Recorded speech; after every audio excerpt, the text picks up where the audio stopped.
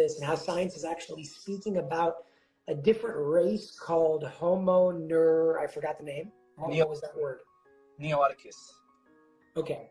Where can you like give us an understanding? I found it to be very, very interesting in just that big picture of the multiverse in general and how you understand it and now how you're teaching it. So you start wherever you want, but I just think it's an amazing topic. Okay, so according to the new, avenue of science called quantum physics, particularly through the field of unified field, superstring theory, M theory, gravity theory, and of course supersymmetry, which are all, different aspects of quantum physics. Scientists in the last 10 years have discovered that not only are we part of one universe, but that we are actually part of a multiverse, that there's other universes. And the way they describe it is as bubbles. Like there's different bubbles. Each universe is like a bubble. And they're all coexisting at the same time, and they're all moving away from each other. And one of the ways that they were able to derive in understanding that concept that we are part of a multiverse is the fact that they discovered that at the quantum level of reality, or what they called through a phenomenon known as quantum fluctuations, that the event that we call the Big Bang, that pretty much initiated the beginning of our universe, is an event that is a continuous process. So in other words, creation is infinite. Creation is not something that just took place in the past. It's not, you know what I mean? It's something that is actually ongoing. And then the second thing that they did is through a phenomenon known as cosmic inflation, they realized that not only are the universes expanding away from each other, but that they also are born from somewhat of a motherverse. So the term that they use to discuss that is meta, and that has nothing to do with Zuckerberg's metaverse, virtual reality. That's something different. So they said that this realm that they call the motherverse is a realm that is eternal, without beginning or end. It is something that has always existed, and that is the reason why all these universes are being born, because of that eternal. Yeah.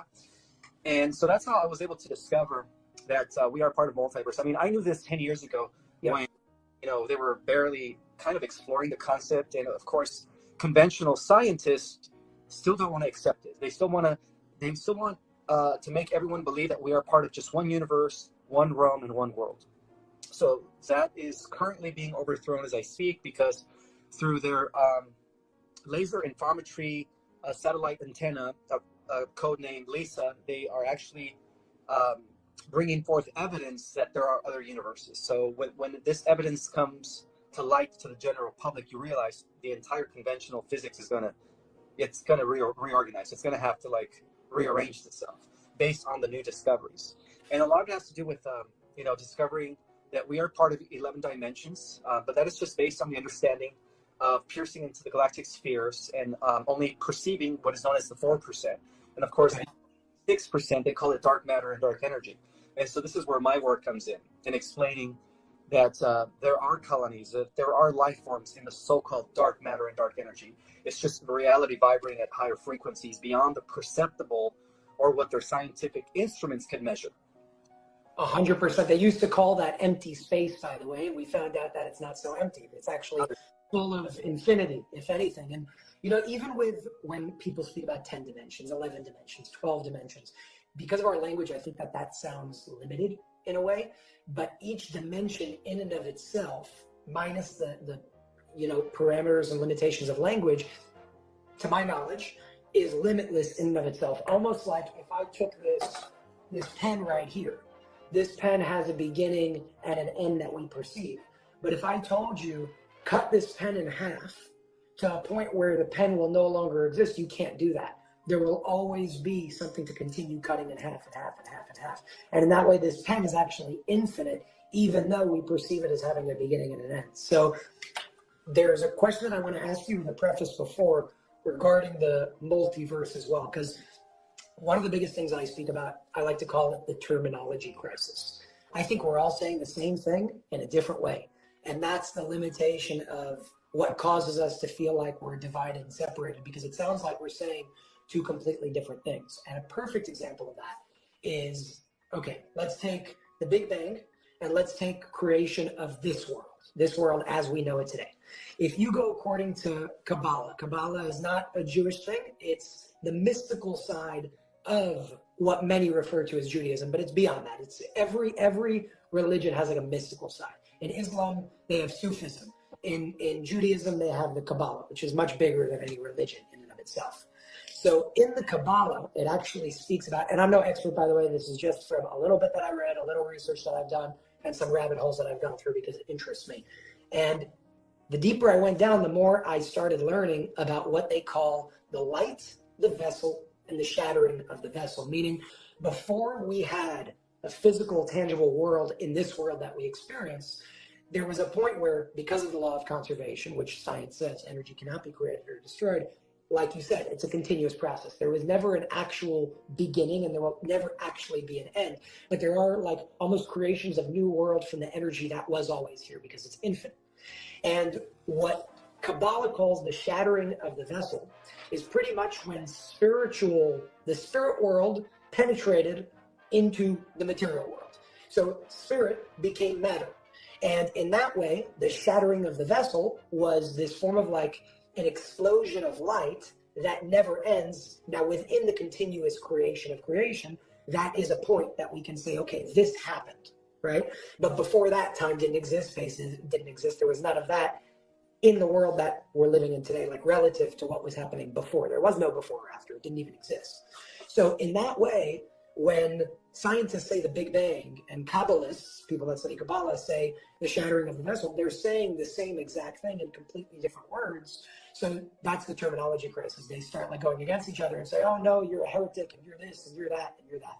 The only difference that I'm seeing between the two is the Big Bang is something that people call random, and the shattering of the vessel is still an explosion, an expansion of light eternally and infinitely, but not in a random way, in a very organized way, because according to that, there is only like divine intelligence that guides everything.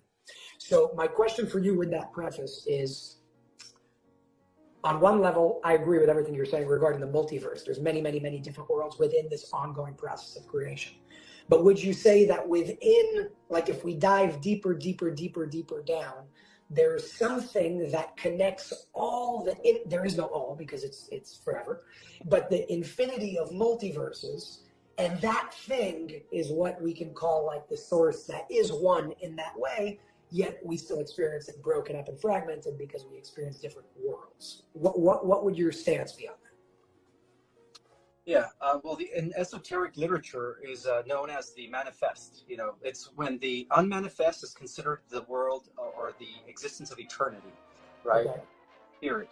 The manifest is when spirit precipitates into the material realms, and that's another way of explaining it.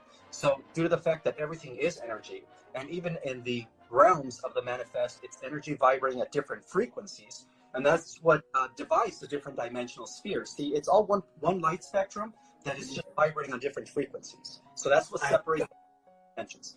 But to answer your question, what unifies all the different multiverses, despite the infinite number of worlds that exist, it is an underlying field that is connected to that the pre-material realm, to the concept of eternity, that motherverse. See, the motherverse has never had a beginning. So that's where it all starts. You're calling it the motherverse, what I'm trying to explain. Yeah, so the dark matter and the dark energy, which occupies the higher spheres beyond the 11th dimensional galactic spheres that we perceive, is energy that is still all around us. See, most people think that we have to go up to reach the higher spheres of reality into the motherverse, and that is not the case. We are actually in the midst. Dark matter and dark energy is all around us. It's just reality vibrating at different frequencies. And also, the dimensions are not. It's not a location. It's not somewhere out there. The dimensions, they're all coexisting at the same time in the same space. And this is what most scientists are like, this is what mind boggles them. They don't understand how there could be all these dimensions that are occupying the same space at the same time, and how we could, we're like in the middle of it all. But so there is an underlying field that binds and permeates all of the universes, and that is the spirit of the motherverse. The motherverse is infinite. And I understand. Okay. Yeah, I like having these conversations because you break down the terminology, and then we're like, okay, here's the synchronicity, here's the connection. I love this topic. I think this topic has to be spoken about, I mean, everywhere. And one thing you said earlier, which I loved, and I completely agree with it, is the fact that science can only measure with the tools that it's created. So by proxy, we're limited by the level of awareness that created the tools that we have. Just because we can measure something doesn't mean everything else is there. It just means that our tools can't necessarily measure it. So the next question for you is, how do you think we get to the point where we're no longer limited by the tools that we have right now that stop us from seeing more? Because our tools are mainly physically oriented tools today. Well, what connects us to the other dimensions, Jason, believe it or not, is our dormant DNA. The more we have and activate our dormant DNA, the more we're going to access other realms and dimensions. Right now, we're only using 4%. Listen, this is a beautiful mathematical correlation. The only reason we're only piercing into 4% of the cosmos, right, and the other 96% is so-called missing, is because by virtue of that, we're only using 4% of our full genetic material. The moment we begin to go beyond the 4%, we're going to have access to more of the light energy spectrum. In other words, we're going to have access to higher dimensions. So cool. Dormant DNA is what connects us. So if we were to use 100% of our full genetic material, we would have access to all the dimensions. We would have access to infinity. You know what I mean? But we have increments because that's how powerful we are. So you spoke about something in the upcoming episode of Our Cosmic Origin. I want to show a trailer right now that nobody's seen before, including you. I told you we have an amazing trailer to share, and I can't wait to share it with you. I want to show it over here first because you speak about how we're entering this new time of a new, really like type of human where supernatural abilities are going to be extremely natural and second nature to all of us. So everybody, I'm going to show you guys a trailer right now on episode 2 that's coming out on Saturday. Episode 1 is already out on Unified TV. And if you want to support Ismael and the work that he's doing, make sure to go to unified.tv/Ismael. And over there is where you'll be able to sign up and support Ismael for the work that he's doing as well. Check out this trailer. Scientists have discovered that not only are we part of one universe, but that we're part of a multi-universe system, that there are other universes out there that exist parallel to the evolution of our own universe. There's about 10 new universes that are being born each day. What distinguishes the 5 advanced categories of civilizations is their ability to harness and use power and energy. Let me explain that we are actually multidimensional beings. There are aspects of ourselves that exist in the 5 harmonic universes. At the stellar level of reality, we are mutating, and there is scientific proof for that. In fact, the scientists for the last 20 years have been talking about the emergence of the next stage of human evolution, to the point that they even give it terminology. They call it the rise of Homo neoticus. We are going to witness the rise of humans with supernatural powers. For the first time in cosmic history, our entire universe is ascending due to the events that are now unfolding on this earth. It's exciting. So I'm super excited about that one because of what's actually spoken about there. I've never heard of I keep getting the word wrong, the homo, what was the second word? Homo neoticus. Homo neoticus? Neoticus. It's spelled N-E-T-I-C as in cat, U-S. Neoticus. Where can we read more about this? Okay, so it's very hard to really dig in this information. I actually, when I first came, when I first discovered that terminology, it was actually about 10 years ago. Okay. About how scientists are now predicting the rise of the next stage of human evolution based on these sudden jumps of human genetics, or these sudden mutations rather that have taken place over and over in prior cycles. And so based on this genetic mutation or this sudden leap in evolution is what they use the word to describe the next stage of human evolution. They said that any day now, and this was 10 years ago, they said within the next decade, we should be witnessing the rise of the next stage of human evolution, and they called it Homo neoticus. And then they said the difference between the Homo neoticus and the Homo sapiens sapiens is that Homo neoticus are going to have abilities that are considered godlike superpowers. You know, they're going to be able to do what we would now consider the impossible. And I strongly believe, Jason, that all these Marvel movies, all these DC movies are actually preparing humanity for what's coming. It's amazing. It's amazing. Do you think that's done super intentionally, or do you think that that's a piece of like directors and producers on a level of the soul that they just feel and they're putting out there in that way, or both? I believe it's a little bit of both, but I also believe that the original writers of Marvel were actually part of secret ultra meetings that took place in the 1950s, and they had access to private information, and they were told not to reveal the information. But what they did is they went ahead and they decided to do it in a non-direct, nonchalant way by writing Marvel comics. In other words, what they were doing is they were planting the seeds. I can tell you one thing for sure. I don't know if I've said this publicly before. I can't say which show it is, but I'm not sure if it's Marvel, but everybody would know the show. There are certain individuals, now when it goes back to TLS and that organization, that their job is to do things like that, where they're doing it intentionally. They're planting certain things about the silver core. They're planting certain things about out-of-body experiences. They're planting certain subliminal messages about, different spiritual actions that we can all interact and be a part of and actually activate within ourselves through specifically what I'm talking about. There's a TV show. I was actually told when it came out, they're like, watch, it was like season 1, episode 8.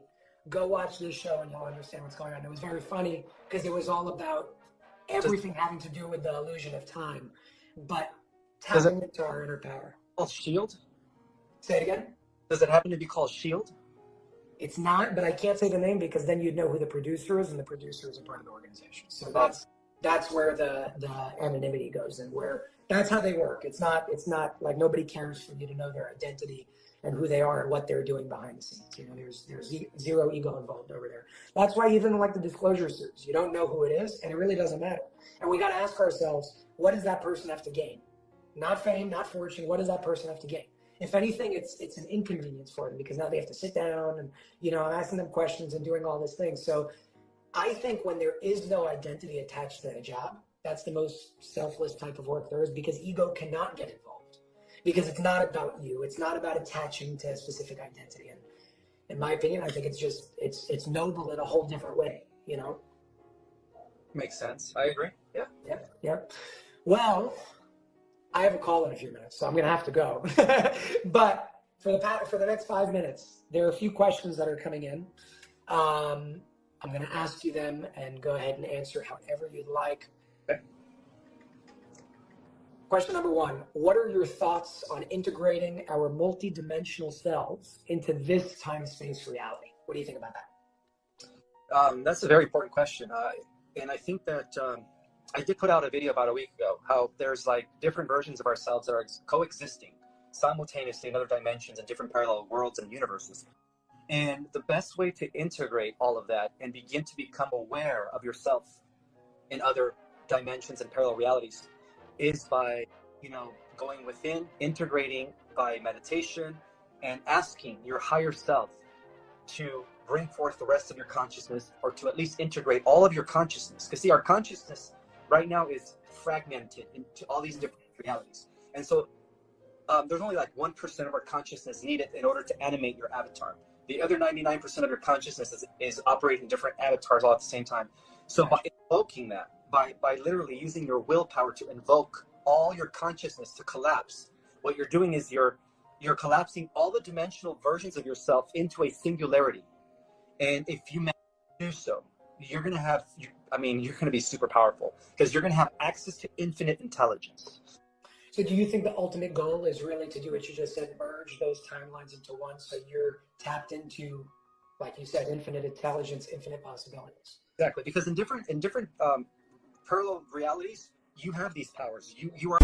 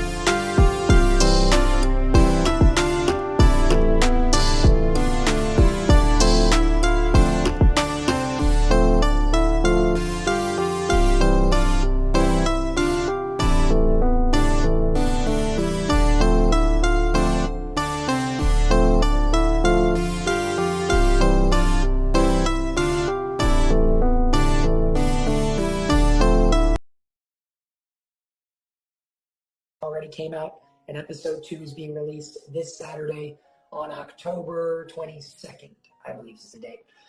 So again, thank you, Ishmael. You're awesome, and I look forward to doing more of these together. You're welcome, Jason. Thank you again. All right. Okay.